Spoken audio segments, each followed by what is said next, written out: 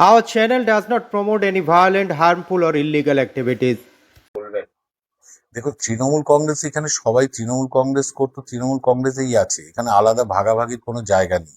আমি ভোটের পর রাজনীতি ছেড়ে দেবো বলেছিলাম, সক্রিয় রাজনীতি ছাড়বো বলেছিলাম, কিন্তু রাজনীতি থেকে সরে যাচ্ছি এটা বলিনি। তার কারণ হচ্ছে আমি কতগুলো প্রশ্ন তুলেছিলাম যে বাংলার রাজনীতিতে যে হিংসা, যে কুৎসা, যে অপপ্রচার, সেটার সাথে আমি খাপ খাওয়াতে পারছিলাম না। এখানে রাজনীতি মানে হচ্ছে একটা নির্বাচনে 50 জন খুন হয়ে যায়, একটা এখানে পরস্পর রাজনৈতিক দল তাদের গণশত্রু মনে করে, সমাজ বিরোধী মনে করে, একটা দল আর একটা দলের বাড়ি পোড়ায়, ঘরছাড়া করে। একটা রাজনীতি মানেই হচ্ছে অন্য দলের বড় নেতা হলে তাকে ব্যক্তিগতভাবে মেলাইন করা হয়। কোনো রাজনৈতিকভাবে আক্রমণ মানে গণতান্ত্রিক পদ্ধতিতে ব্যাপারটাই পশ্চিমবঙ্গ থেকে আউট হয়ে গেল কয়েকটা দশক ধরে।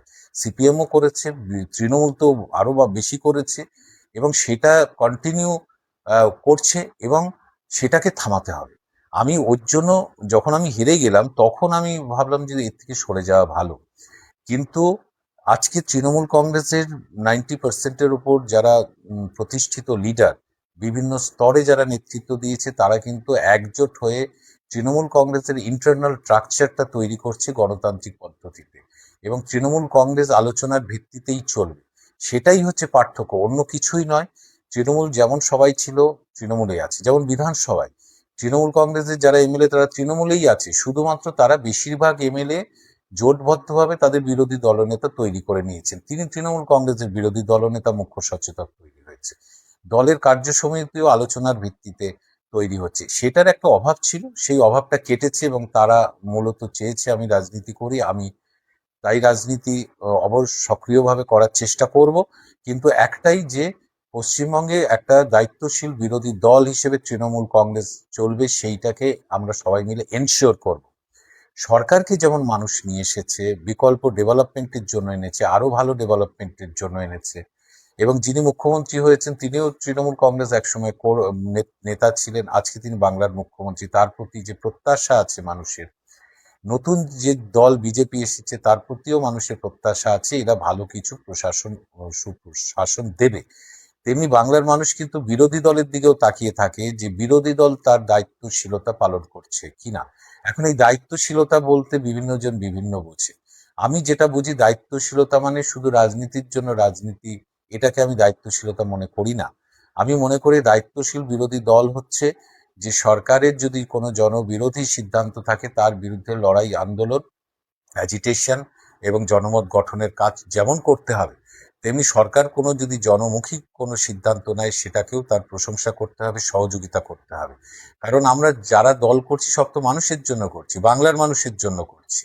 আমি শুধু আমার দলের কিছু কর্মী নিয়ে আমি দায়িত্ব জ্ঞানহীনভাবে রাস্তায় নেমে পড়লাম, সেটা রাজনীতি বলে আমি মনে করি না। বাংলার মানুষের কথা চিন্তা করি তৃণমূল কংগ্রেস দায়িত্বশীল বিরোধী দলের ভূমিকা পালন করবে। এর জন্য যখন প্রয়োজন হবে আন্দোলন, সেই আন্দোলনকে তীব্র থেকে তীব্রতর অবশ্যই তৃণমূল কংগ্রেস করবে। দায়িত্বশীল মানে এটা তো ডেমোক্রেটিক কান্ট্রি, এখানে মানুষ 5 বছর অন্তর, 10 বছর অন্তর সে সরকার বদল করে। তাহলে যাকে বেশিরভাগ ভোট দেয় সে সরকারে থাকে, সে যেমন সব মানুষের জন্য কাজ করবে, তেমনি যারা সেকেন্ড পজিশনে থাকলো ভোটের দিক থেকে, আসনের দিক থেকে, তারা বিরোধী দলের ভূমিকা পালন করবে। এখন বিরোধী দল সরকারকে লক্ষ্য রাখবে, সে তার প্রকল্প, তার পদক্ষেপগুলো মানুষের প্রয়োজনে বা জনমুখী থাকছে কিনা, মানুষের উপকারে লাগছে কিনা। সেখানে যদি ভুল থাকে, ত্রুটি থাকে, অন্যায় থাকে, বিরোধী দল তার প্রতিবাদ করবে, বিধানসভার মধ্যে করবে, রাস্তায় করবে, জনমত সংগঠিত করবে, সেই কাজটা করবে। আবার সরকার কোনো ভালো কাজ করে বিরোধী দল তাকে সহযোগিতা করবে, এটা কোনো অন্যায় নেই। কারণ মানুষের ভালো যা কিছু হবে তার সাথে বিরোধী দলকেও থাকতে হবে। কিন্তু আমি নিছক শুধু রাজনৈতিক বিরোধিতা করার জন্য কুৎসা অপপ্রচার করে যা খুশি করে দিলাম, এটা দায়িত্বশীল বিরোধী দলের কাজ নয়। আমরা কিন্তু অভ্যস্ত হয়ে পড়েছি, এটা আমরা প্রত্যেকে অভ্যস্ত হয়ে পড়েছি বিগত কয়েক দশক ধরে, যে রাজনৈতিক মানে সেখানে সৌজন্যতা থাকবে না, ও একটা দল আর একটা দলকে সমাজ বিরোধী আখ্যা দিয়ে দেবে, আর একটা দলের কে মারবে, ধরবে, এটাই চলতে থাকবে। আজকে আজকে সিপিএম এর সময় ছিল, তৃণমূলের সময় ছিল, আজকে আজকে যারা সরকার আছে তারাও একটা দিন সরে যাবে, তারপর দেখা যাবে তারাও ঘরছাড়া হচ্ছে, তারাও চলে যাচ্ছে। তারাও এলাকা ছাড়া হচ্ছে, তারা অত্যাচারিত হচ্ছে।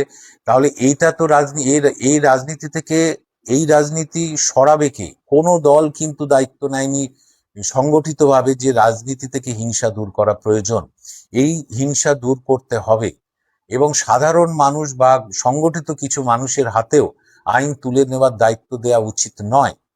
রাজনৈতিক সৌজন্যতা ফিরিয়ে আনা ভীষণভাবে জরুরি বাংলার রাজনীতিতে।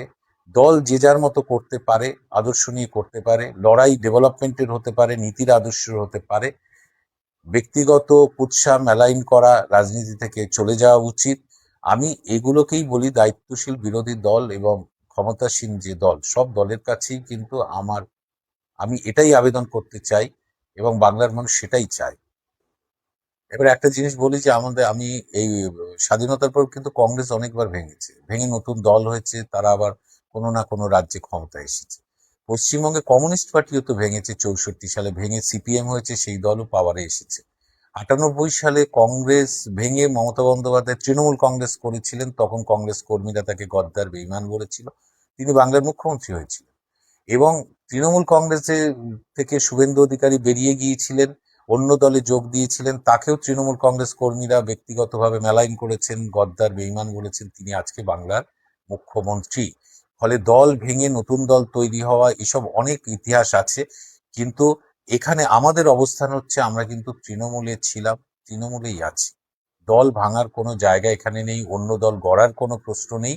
শুধুমাত্র কমিটির পরিবর্তন হয়েছে, সেই কমিটিটা আলোচনার ভিত্তিতে হয়েছে, একটা ডেমোক্রেটিক পরিবেশ তৈরি করে নেওয়া হয়েছে। দলের 90% উপর নেতৃত্ব এটা মিলে করছে, এটাই পার্থক্য। তৃণমূলে আছি, তৃণমূলেই ছিলাম, তৃণমূলেই রয়েছি। তবে এটা আমি বললাম যে ব্যক্তিগত পলিটিক্যাল আক্রমণ নিশ্চয়ই থাকতে পারে, রাজনৈতিক আক্রমণ থাকতে পারে, তবে এর মধ্যে ব্যক্তিগত ভাবে আক্রমণ বা মেলাইন করা এটা রাজনীতি থেকে সরিয়ে দেওয়া উচিত, এটা কেউ কারোর সম্বন্ধে করা উচিত নয়।